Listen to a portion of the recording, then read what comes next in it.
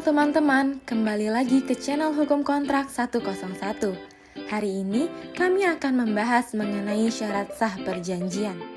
Perjanjian telah menjadi sebuah aktivitas yang lumrah dilakukan orang-orang di kehidupan sehari-hari.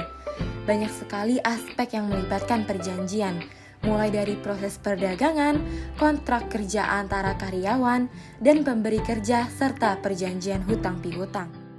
Namun kalian tahu nggak sih, tidak sembarangan orang dapat melakukan aktivitas perjanjian ini karena perjanjian akan menimbulkan akibat hukum yang signifikan bagi para pihak.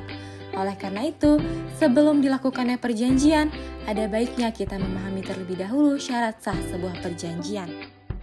Sebelum kita membahas lebih lanjut mengenai syarat sah sebuah perjanjian, apa sih yang dimaksud dengan perjanjian itu? Pengertian perjanjian itu sendiri telah tercantum dalam pasal 1313 KUH Perdata yang menyebutkan suatu perjanjian adalah suatu perbuatan dengan mana satu orang atau lebih mengikatkan dirinya terhadap satu orang lain atau lebih. Namun definisi yang dipaparkan oleh KUH Perdata ini dinilai tidak lengkap. Sementara Maryam Darus Bazul Zaman mendefinisikan perjanjian adalah suatu perbuatan hukum yang menimbulkan perikatan, yaitu hubungan hukum yang terjadi di antara dua orang atau lebih yang terletak di dalam lapangan kekayaan di mana pihak yang satu berhak atas prestasinya dan pihak yang lain wajib memenuhi prestasinya. Lalu apa aja sih syarat yang membuat perjanjian itu menjadi sah? KUH Perdata mengatur syarat sah perjanjian yang tertulis dalam pasal 1320 yaitu kesepakatan mereka yang mengikat dirinya, kecakapan untuk membuat suatu perikatan, adanya objek perjanjian, dan adanya kausa yang halal. Syarat pertama dan kedua bisa disebut sebagai syarat subjektif karena berkaitan dengan para subjek yang membuat perjanjian.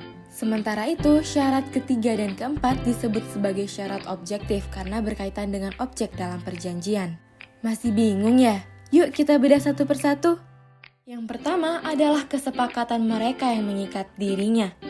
Kata sepakat di dalam perjanjian pada dasarnya adalah para pihak yang membuat perjanjian harus sepakat atau setuju mengenai hal-hal pokok atau materi yang diperjanjikan, di mana kesepakatan itu harus dicapai dengan tanpa ada paksaan, penipuan, atau kekhilafan.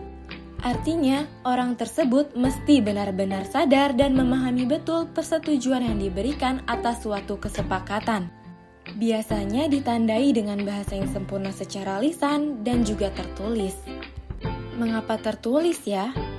Hal tersebut berguna memberi kepastian hukum bagi para pihak dan sebagai alat bukti yang sempurna di pengadilan atau jika timbul sengketa. Unsur pengikat inilah yang kemudian menjadi syarat sah perjanjian pertama. Yang kedua adalah kecakapan untuk membuat suatu perikatan. Kecakapan atau kemampuan untuk melakukan perbuatan hukum ditentukan oleh undang-undang, sebagaimana diatur dalam pasal 330 KUH Perdata yang menyatakan seseorang dianggap sudah dewasa jika sudah berusia 21 tahun atau sudah pernah menikah. Sementara orang-orang yang tidak cakap dalam melakukan perjanjian antara lain seseorang yang belum dewasa dan juga seseorang yang berada di bawah pengampuan. Syarat sahnya perjanjian yang ketiga adalah adanya objek perjanjian. Objek perjanjian yang dimaksud di sini adalah prestasi. Prestasi merupakan apa yang menjadi kewajiban debitur dan apa yang menjadi hak kreditur. Prestasi sendiri terdiri dari prestasi positif dan prestasi negatif. Prestasi positif berupa memberikan sesuatu dan berbuat sesuatu, sedangkan prestasi negatif adalah tidak berbuat sesuatu. Syarat keempat adalah adanya kausa yang halal. Syarat terakhir ini berhubungan dengan isi dari sebuah perjanjian. Pasal 1320 tidak mendefinisikan kausa yang halal, namun dijelaskan lebih lanjut dalam pasal 1337 yang menyebutkan bahwa kausa yang terlarang yaitu apabila bertentangan dengan undang-undang, kesusilaan, dan ketertiban umum. Maka dari itu dapat disimpulkan para pihak diharuskan memperjanjikan sesuatu hal yang tidak bertentangan dengan undang-undang, ketertiban, dan norma kesusilaan yang ada di masyarakat. Sebagai contoh, jika perjanjian yang mengharuskan seseorang mencuri atau merusak barang dari orang lain, maka perjanjian tersebut menjadi tidak sah karena kedua hal yang diperjanjikan tersebut bertentangan dengan undang-undang. Nah, sekian keempat syarat perjanjian menurut pasal 1320 KUH Perdata. Ingatkan bahwa keempat syarat tersebut dikelompokkan menjadi syarat subjektif dan syarat objektif. Syarat pertama dan kedua merupakan syarat subjektif, yaitu 1. Kesepakatan mereka yang mengikatkan dirinya, dan 2. Kecakapan untuk membuat suatu perikatan. Tidak terpenuhinya salah satu dari syarat subjektif dalam perjanjian akan mengakibatkan timbulnya konsekuensi yuridis, bahwa perjanjian tersebut dapat dibatalkan. Sedangkan syarat ketiga dan keempat merupakan syarat objektif, yaitu 3. Adanya objek perjanjian, dan 4. Adanya kausa yang halal. Lain halnya, jika para pihak tidak memenuhi syarat objektif, maka perjanjian tersebut akan dianggap batal demi hukum atau null and void. Artinya, perjanjian ini dianggap tidak pernah ada, sehingga tidak akan mengikat para pihak.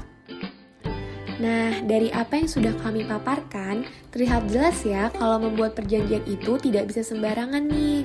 Harus ada syarat-syarat yang harus diperhatikan sesuai yang telah kami bahas sebelumnya, guna menjamin kepastian hukum bagi seluruh rakyat Indonesia.